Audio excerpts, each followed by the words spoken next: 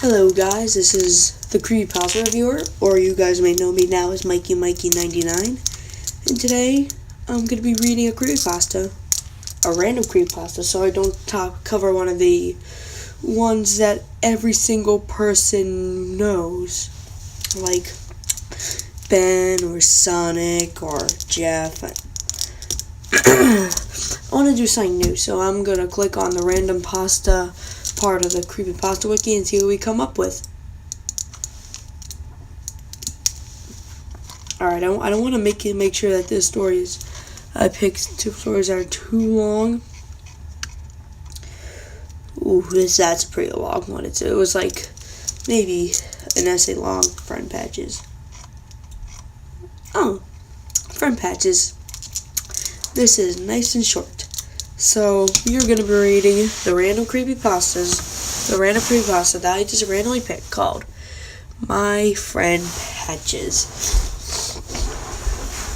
Time to put on my scare voice. The following account is taken from a childhood memory of mine. The memory of one Monday afternoon that drastically altered the course of my life. Admittedly, I am reluctant to remember it, but I am motivated by the idea of finally gaining some closure over my parents' deaths, and the nature of such. If anyone has any information surrounding this instance, or any related nature, I would much appreciate it if you could get in touch. To those who are not familiar with the event in question, let this serve as a warning. The following account is not for the faint-hearted, nor those who are easily offended. So with that, let's begin.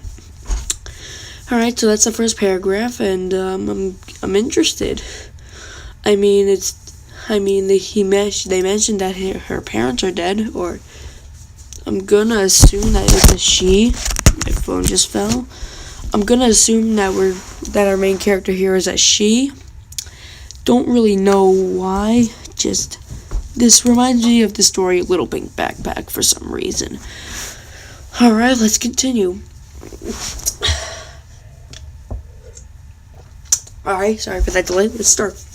When I was around 6 or 7, my grandmother took me to one of her neighbor's yard sales. I say that it was her neighbor's, rather, it was his family who had arranged it. In order to sell the possessions he left after his death a few months prior. The result was a collection of oddities collected over years of travel. Along with some of the heirlooms left to him by his father, among these medals from both world wars, a pocket watch with a cracked face that had stopped ticking at 3:23, an old phonograph complete with wax cylinders that had never been played, and a baseball flung through the air of a gone-by age. As a child, I was completely uninterested in such things, and instead continued to the table nearest the house. Alright, so that was the second paragraph, and I'm getting more interested. Sorry for this awkward silence, I just haven't done a video in a while, and I'm currently sick. Alright, let's start with the third paragraph. It was there that my eye caught the sight of a friendly face, a teddy bear, with eyes of black beads, staring back at me, and a cheeky grin sewn onto its face. However, what interested me about the bear was its unique composition. The years have obviously taken their toll, and pieces of it had been torn under whatever set of circumstances. In what obviously had been an effort to repair the bear, pieces of stuffed animals have been stitched onto to fill its torn-away gaps, different colors making the seams obvious. A single toy rabbit ear hung on the side of its head, while the foot of a dinosaur made up its left legs. Among the other bits and pieces of material I couldn't identify. Needless to say, I had to have it. On the car ride home from my grandmother's, I thought of the name that would haunt me for the next 23 years. Patches. So, Patches is Patches must be a teddy bear instead of an actual person. That's interesting. It really is interesting. So that's the third paragraph, and I am going to continue on with the fourth one. Or fourth, sorry.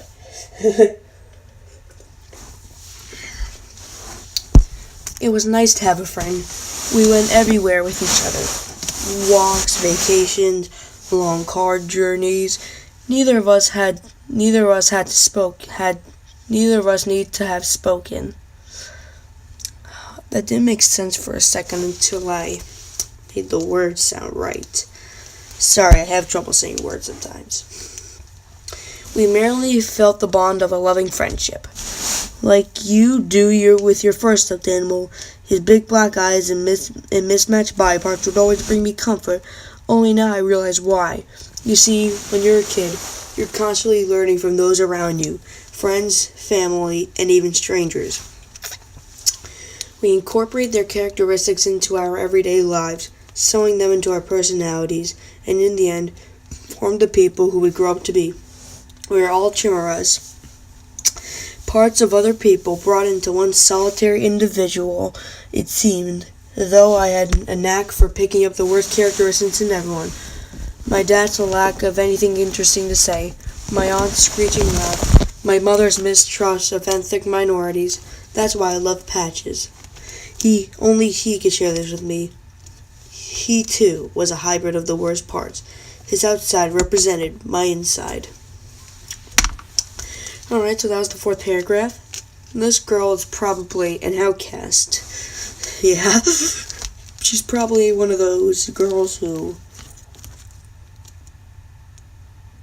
thought I heard something. Creepy.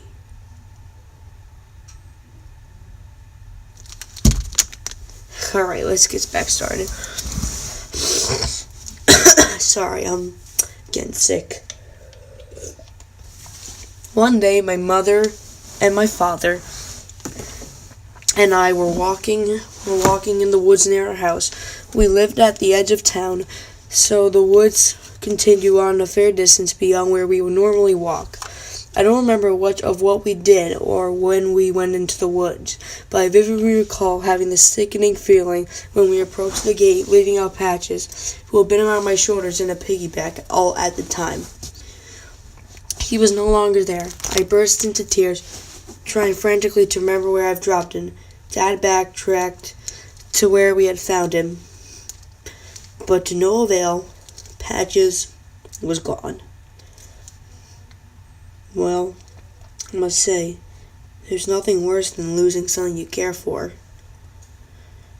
It's always the worst when something you loved and cared for with all your heart, all your might, is suddenly gone. Something that you wish you could have back, and it'll come back to haunt you. This isn't part of the story, I'm just saying this. Nothing worse than losing something you love. I'm recalling about my old dog Kirby. I loved him. He didn't really like me, but he was so cute. I miss him.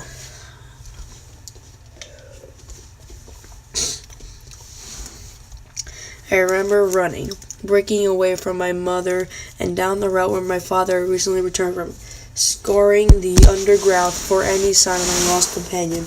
By this time it was getting dark, the sun having set behind the towering trees, and we would have to go home. However, before my parents caught up to me, I saw something moving in the ferns and the falling leaves. I moved erratically, almost in spasms, unlike any bird, fox, or woodland animal I have ever seen since. However, I couldn't see its body. Its movements only made visible by its impacts with the plant light. It was like the wake of the boat that has already crossed the horizon. I had no idea what they were talking about there. I think that little thing that she saw moving could have been Patches the bear, but maybe not. I do not know. I did not stop crying that night. I laid awake until the early hours, wishing, praying that my best friend could return to me. I did not stop crying the next morning. I did not stop crying on the way to school, during school, or on the bus ride from home. My eyes were red, raw from constant rubbing. It was mid-November, and by the time the bus dropped me off from home, it was well into the twilight hour. Something was wrong.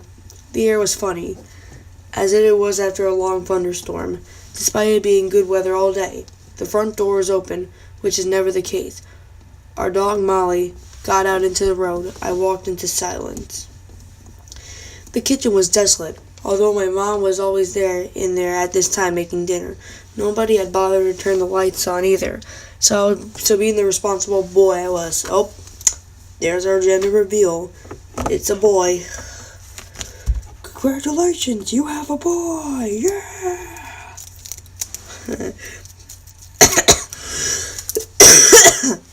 That might have been the last part of the entire video. And this is not part of the story.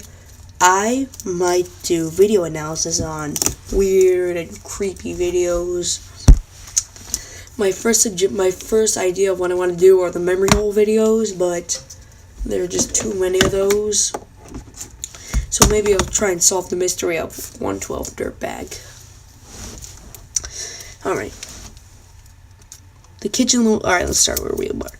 Being the responsible boy I was, I made my way into the living room and switched the tail lamp off. I don't know what I felt next. In hindsight, it was horrific. With all that precise movement, I could not tell you what I felt. It was a bloodbath. The cream carpet was stained red with blood, already slightly drying and browning. What looked like chunks of flesh littered the floor, along with what looked like some teeth, both canine and human. I didn't cry. I didn't run. I was paralyzed, frightened to breathe. Okay, something looks interesting here. It looks like maybe Patches isn't a bear after all. Maybe he's alive. Actually, I'm getting a bit creeped out. I used to always think my stuffed animals were alive. Like, Toy Story really messed me up.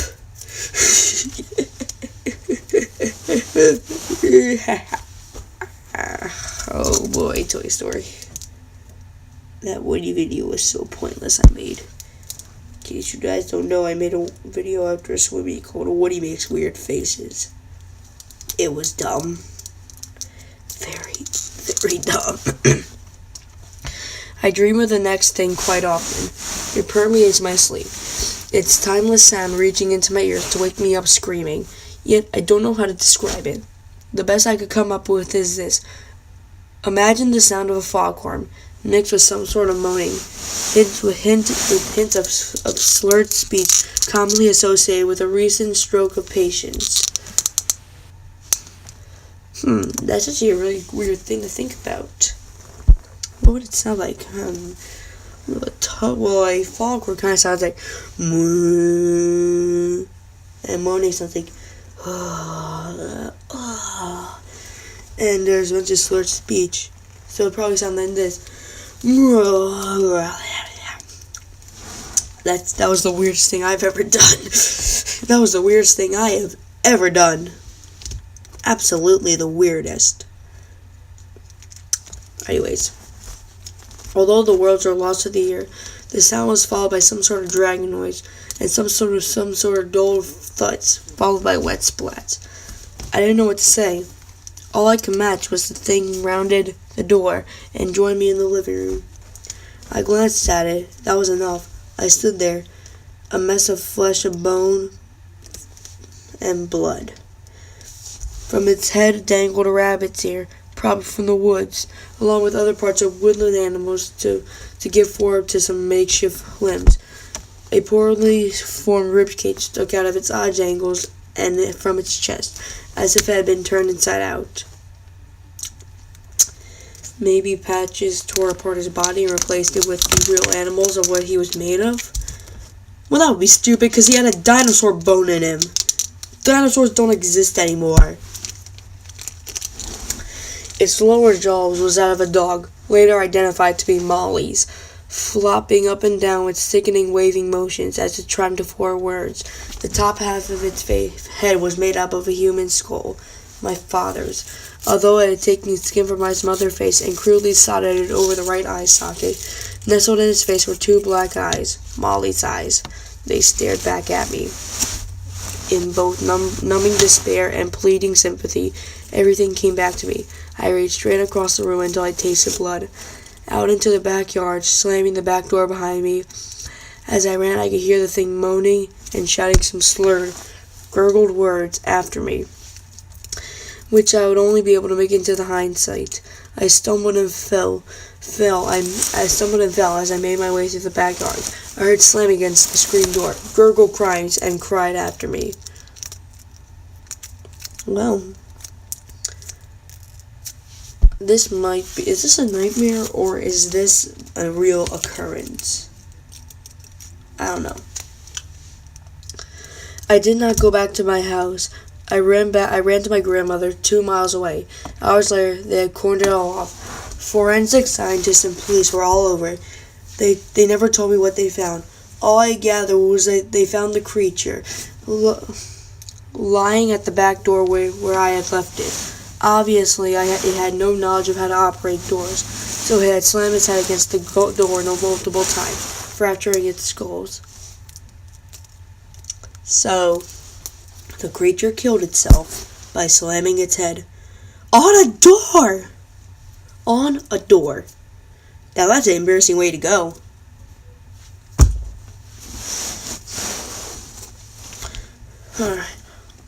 You didn't need to be a doctor to point out the cause of death. It couldn't have lied there for a few hours. Its bastardized mimicry of the human body was simply too cruel to allow its survival. The thing's existence defied all possible reasoning. All that could be concluded was that nothing human had part of it in its creation. The only piece of evidence found was an object held in the creature's right hand that formed half of my mother's hand and a badger's claw. A stuffed bear composed of multiple parts, with a bunny ear sticking out of its head, and two black eyes staring back. I did not know what that thing was. All I could think of is a small thing rummaging through the undergrowth. Whatever it may have been, it butchered my parents, my dog, and yet I still feel bad for that sad form that laid back that back door that Monday afternoon. For those gargled screams lay two distinct words, the two words that lie in the back of my mind and wait to torment me every night. Patches, friend. And that's the end of my friend Patches. So what I think of it? That was decent.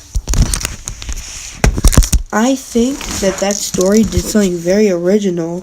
It took a haunted doll concept and made it interesting, where it kind of left me confused at the end. And that's the result of a great story. Now, let me have my interpretation of this. So the creature that pretty much killed itself with a door at the end was Patches.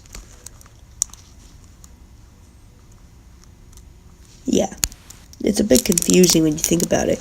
I guess Patches may have gotten destroyed and built itself back together with body parts of animals and the parents and the dog. Just one thing, how does a toddler, I guess I'll say, I mean this is a girl or boy now playing with stuffed animals, how would a boy or a young boy be able to run 2 miles? That's a bit confusing. But yeah, I hope you enjoyed this. This was kind of fun in my opinion. I hope I could do it tomorrow. I have a snow day tomorrow, so I'll try and do one. Have a good night. Sweet dreams.